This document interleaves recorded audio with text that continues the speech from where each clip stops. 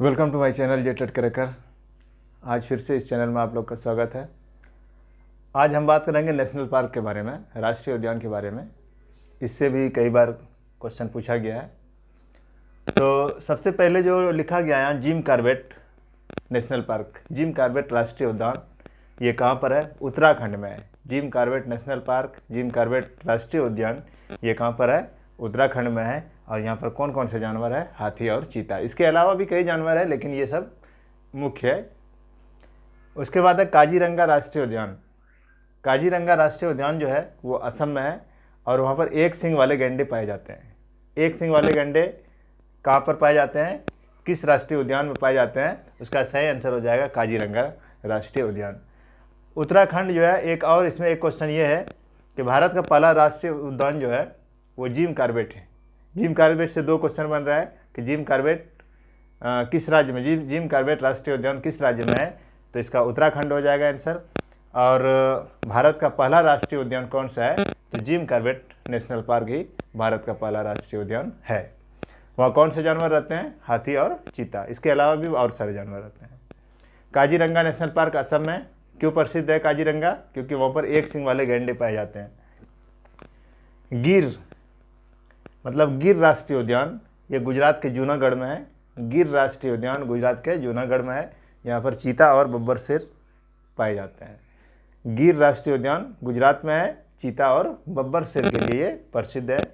बांदीपुर राष्ट्रीय उद्यान बांदीपुर राष्ट्रीय उद्यान कर्नाटक में है और यहाँ पर हाथी और चीता पाए जाते हैं।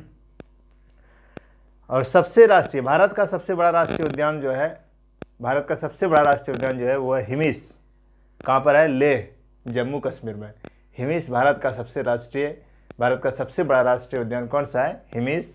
कहाँ पर है? लेह, जम्मू कश्मीर में। भारत का सबसे बड़ा राष्ट्रीय उद्यान हिमिस, लेह, जम्मू कश्मीर। अब भारत का सबसे छोटा राष्ट्रीय उद्यान साउथ बटन। जो बटन है, शर्ट में जो बटन है, इसको इस तरह से याद रखिए कि साउथ बटन, ये कहाँ पर है? अंडमान निकोबार द्वीप समूह जो है भारत का, वहीं पर है सबसे छोटा राष्ट्रीय उद्यान, जिसका नाम है साउथ बटन। सबसे अधिक राष्ट्रीय पार्क, किस राज्य में सबसे अधिक नेशनल पार्क है, राष्ट्रीय पार्क है? इसका सही आंसर हो जाएगा मध्य प्रदेश, क्योंकि मध्य प्रदेश में जंगल बहुत ज़्यादा पाए जाते हैं और वहीं पर सबसे अधिक नेशनल पार्क है, राष्ट्रीय उद्यान है। अगला है विश्व का एकमात्र तैरता हुआ राष्ट्रीय पार्क। ऐसा पार्क है जो कि पानी में तैरता है। तो केबुल लामजाओ मणिपुर में विश्व का एकमात्र राष्ट्रीय उद्यान जो कि तैरता है। और देश का सबसे बड़ा बाघ अभयारण्य नागार्जुन सागर आंध्र प्रदेश में है। देश का सबसे बड़ा बाघ अभयारण्य कहाँ पर है? नागार्जुन सागर आंध्र प्रदेश में है। तो यहाँ पर देखिए, याद इसको कैसे रखना है। हाथी और चीता लगभग सभी जगह है, सभी पार्क में लगभग हाथी और चीता है। असल में जो क्वेश्चन पूछे जाते हैं ज़्यादातर ये पूछे जाता है, जिम कॉर्बेट नेशनल पार्क कहाँ पर स्थित है, या भारत का पहला राष्ट्रीय उद्यान कौन सा है। और इससे क्वेश्चन रहता है, काजीरंगा से क्वेश्चन रहता है कि एक सींग वाले गैंडे किस पार्क में, किस राष्ट्रीय उद्यान में पाए जाते हैं। ये इम्पोर्टेंट है। तो याद इसमें क्या रखना, एक सींग वाला गैंडा, हाथी और चीता तो लगभग सभी जगह पाए जाते हैं, लेकिन एक सींग वाला गैंडा और बब्बर शेर ये सभी जगह शायद नहीं पाए जाते हैं।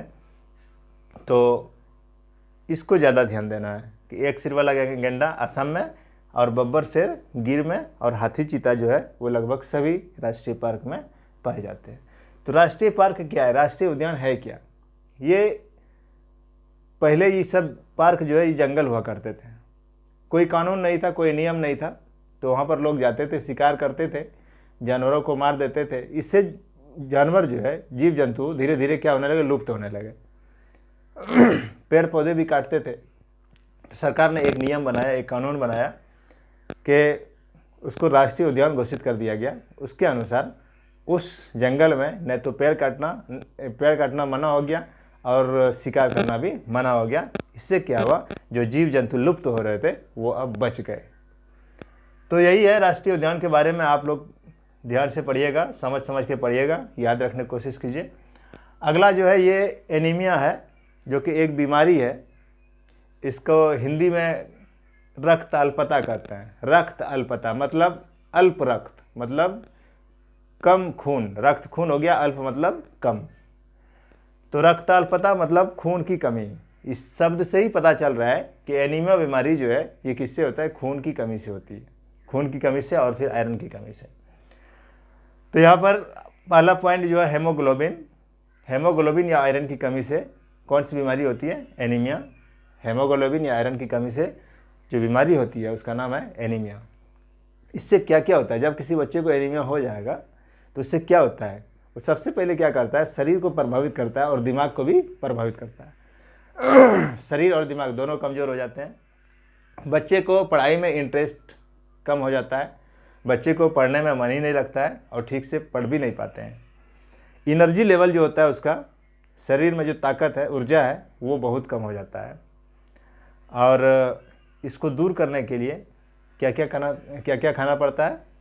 अगर दुकान पे मेडिकल में वहाँ आयरन की गोली भी मिलती है, उससे भी ये बीमारी ठीक होता है, ये कमजोरी दूर होता है। उसके बाद आप हरे पत्तेदार सब्जी, गुड़, आंवला से आयरन प्राप्त होता है। तो इस बीमारी में, एनीमिया बीमारी में, इस सब खाने से, हरे पत्तेदार सब्जी, गुड़, आंवला आदि, इस सब खाने से बहुत ज़्यादा फायदा होता है। और डेवलपमेंट एंड ग्रोथ स्टॉप, मतलब बच्चे का जो विकास और वृद्धि होता है वो एकदम रुक जाती है, विकास वृद्धि कुछ नहीं होता है। इसका पता कैसे चला, 17 नवंबर 2007 ईस्वी में दिल्ली के स्कूलों में हज़ारों बच्चे बीमार पड़ गए। डॉक्टर आए, उन्होंने चेक किए, चेक करने के बाद पता चला कि बच्चे को एनीमिया हो गया है।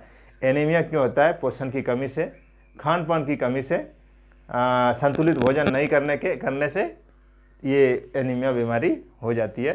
तो दिल्ली के स्कूलों में सबको चेकअप हुआ, चेकअप से एनीमिया का पता चला, उसको दवाई दिया गया और सबका हेल्थ कार्ड बनना शुरू हुआ। 2007 ईस्वी से ही इसी घटना से सभी स्कूलों में हेल्थ कार्ड बनना शुरू हुआ। आज भी हम लोग देखते हैं कि स्कूल में स्वास्थ्य विभाग का टीम आते हैं और बच्चे को चेकअप करते हैं और एक कार्ड बना के देते हैं, उसी को हेल्थ कार्ड कहते हैं। हेल्थ कार्ड जो है वो कब से शुरू हुआ, 2007 ईस्वी से। कैसे शुरू हुआ ये तो हम बता दिए। तो आज का क्लास हम यहीं पर समाप्त करते हैं। आप लोग मेरे चैनल पे बने रहिए, ज़्यादा से ज़्यादा शेयर कीजिए, सब्सक्राइब कीजिए और कहीं कन्फ्यूजन हो तो उसमें कमेंट कीजिए। मैं सबका जितना भी मेरा वीडियो जितना भी लोग दे रहे हैं, जो भी देख रहे हैं, सबका मैं कमेंट पढ़ता हूँ। धन्यवाद।